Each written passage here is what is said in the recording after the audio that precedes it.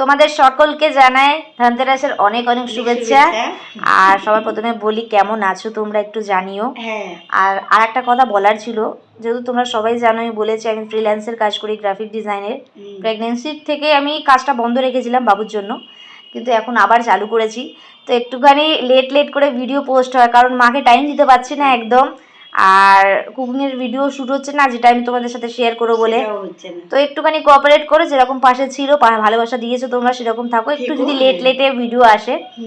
আর মা একটুখানি সেজে গুজে বসে রয়েছে, যদিও কাপড় পরেনি, কাপড় পরবে এখন, জাস্ট হাউস কোটটা পরে রয়েছে। যাচ্ছি আমরা, আর যাবো একটুখানি বাইরে ধনতেরাসের কেনাকাটা করতে। কেনাকাটা বলতে মা কি কিনবো? রূপোর কিনবো, রূপোর জিনিস কিনে আস, খুব শোভো। আর ঝাঁটাও কিনবো। ঝাঁটা তো কিনবই, ঝাড়ু কিনতেই হয়। আর রূপোর একটা জিনিস কেনার আছে, দেখি যদি পাই তাহলে কিনবো, আদারওয়াইজ দেখা যাবে কি কেনা যাবে। আর বলো, কিছু জিজ্ঞাসা করা আছে তোমার?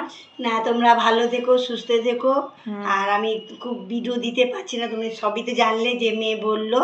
আর তোমরা যেভাবে পাশে আছো সেভাবে পাশে থেকো, আর কিছু বলার নেই আমার কাছে। আর অ্যাডভান্স তোমাদেরকে হ্যাপি দিওয়ালি বলছি।